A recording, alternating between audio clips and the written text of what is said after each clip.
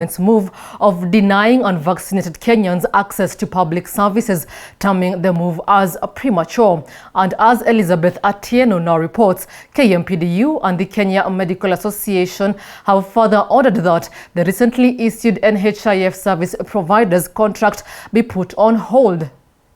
Following the recent directive by the Ministry of Health restricting unvaccinated Kenyans from accessing public services in the country, the Kenya Medical Practitioners and Dentists Union has today criticized the move, terming it thoughtless and urging the government to put in place measures to ensure vaccination centers are made available to all Kenyans. The implementation of the mandatory certificates for service provision is premature.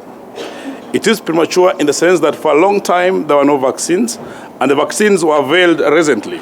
So there should be vaccines provided to all the Kenyans at every site of service provision. The health practitioners have confirmed that some Kenyans are producing fake vaccination certificates in a bid to access services from the restricted areas. The practitioners have further urged the government to create awareness on the vaccine rather than forcing the public to get vaccinated. You realize that if you go to different places, you will just go with a copy of someone's certificate that has been sent to your WhatsApp, and it would be allowed into getting the services. The Kenyans need to be educated and empowered to understand the role of the vaccine. But ideally, when people are forced to take the vaccines, then the misconceptions and the myths that are being propagated will just make more not to take the vaccines as it should. The professionals held a meeting that brought together different medical stakeholders where they proposed that the recently issued NHIF service providers contract be put on hold as it did not follow the due process.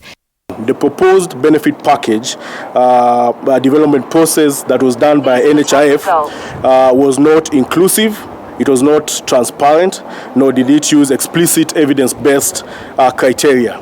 There was no stakeholder involvement in the process of developing the benefits packages as our Constitution of 2010 demands.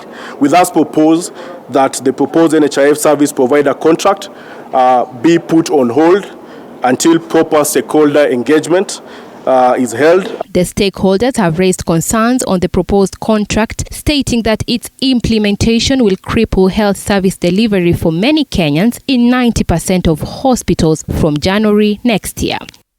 And this actually will end up affecting the public, because then you'll go to a hospital, whether it's private or public, and being asked to top up.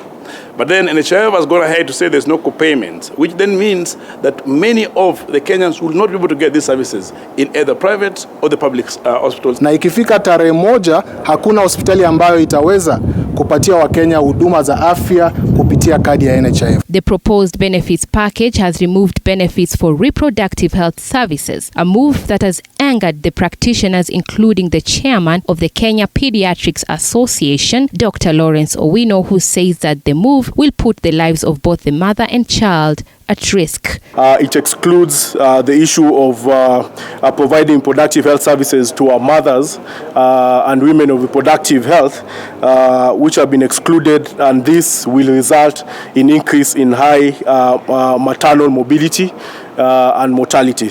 All these plans should be shelved until adequate consultations have been done with all the stakeholders, so that the children of this country do not suffer inappropriately due to disagreements between the NHIF and the health providers of the country of Kenya. However, the stakeholders stated that they are more than ready to hold talks with the Ministry of Health and NHIF so as to implement the universal health coverage, which is in line with the President's Big Four agendas.